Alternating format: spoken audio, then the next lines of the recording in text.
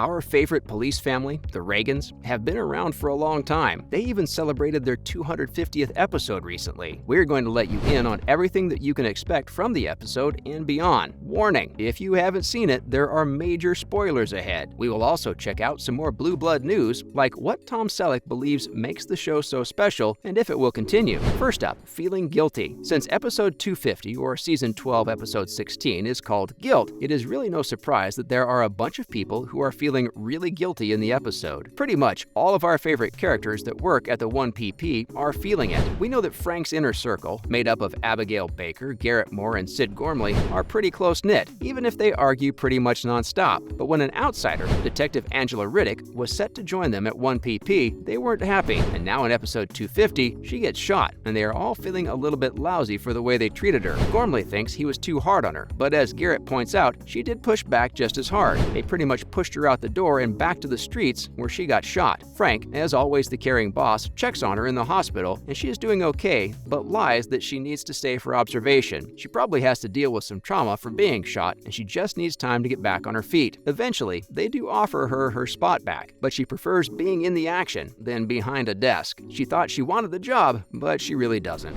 Next, Commissioner Jamie. This one wasn't a major big surprise for fans, but in the episode, Frank reveals that he thinks Jamie would be a really good fit for the spot of police commissioner if he was inclined. Jamie says that he doesn't want it, but fans have always known that he would be the perfect Reagan to follow in his father and grandfather's footsteps and become the top cop. We know that technically the position doesn't need to be filled by a cop at all, and it really doesn't need to be filled by a Reagan, but if the show carries on long enough for Frank to take a step back, then it would be great if Jamie could step in. Danny has calmed down a bit since the show started, but he is still too much of a hothead to take the role. He really doesn't play well with others all the time, and diplomacy is far out of his reach. Plus, he is just an awesome detective, and he wouldn't give up catching bad guys. Erin could do a great job on the political side, but her main focus would be the law, and not taking care of the cops she serves. Plus, she wants to be the DA someday, not commissioner. Eddie could work, but she is too passionate about everything. It would get her into trouble. But Jamie is the perfect balance between being a great cop and also being a really awesome diplomat. Up next, Danny and Eddie work together. Eddie and Danny are family now, and they seem to like each other, but we haven't really seen them team up often on cases. They both have the same drive towards the truth, and that is what made it such a great pairing. In this episode, we did finally see them working together. Eddie and her partner get called to a dispute between neighbors multiple times. Mitchell and Jonathan blast loud music. Roger the neighbor bangs on the wall and knocks down a painting, and it goes on. Then they even kill Roger's dog. Mitchell ends up dead, and it is Danny and his partner Baze that gets handed the case. But Eddie is invested, and she isn't willing to let it go. Roger becomes the prime suspect for obvious reasons. I mean, I get it. If someone killed my dog, I would probably end up being the prime suspect in their death too. Roger had been known to have anger issues and has missed work at the time, but when he is found, he insists that he didn't kill Mitchell and just ran because he knew how it would look. It is all a massive mystery, since the killing also doesn't exactly turn out to be precisely what it looks like, until they find a hidden camera and Danny and Eddie can solve the case. It was a pretty interesting one to watch unfold. Now, the reason behind the promotion. Anthony Abetamarco and Aaron Reagan always have each other's backs even when they bicker, but sometimes concern can feel like judgment, and this episode is full of moments like that. Anthony is a great investigator, and when his boss, Charlie Peterson, calls him in to tell him that he will be retiring and wants Anthony to take the spot, it makes sense. Anthony does deserve the spot of chief investigator, but that would mean that he can't work as closely with Aaron anymore. He doesn't really want it, but when he tells her about the opportunity, Aaron immediately jumps to the conclusion that Crawford is behind it all, trying to get at Aaron. Ticked off that Aaron doesn't believe he could have gotten it on merit, Anthony takes on the role and ignores Aaron. But annoyingly, it turns out that she could be right. When they do finally make up, like we all knew they would, she explains that she needs him with her as the only person she trusts in the office and wants him to become lead investigator when she becomes DA. I doubt Crawford is just going to take it lying down, and it is going to be fun to see what she comes up with next. Have you seen this episode? What did you think? Let us know your thoughts in the comments section. We love to hear your thoughts. Next up, we will check out how the episode ended and what we can expect from the rest of the season. Plus, we will find out why Tom Selleck believes this show is so special. Next, family dinner. No episode of Blue Bloods is really complete unless we have had a Reagan family dinner. For the 250th episode, it would have been just wrong if they didn't close out with one of our traditional dinners. And this one was a celebration, obviously not celebrating their time on the air, but instead celebrating St. Patrick's Day. It is a fun way to end the episode, and one that works for this show.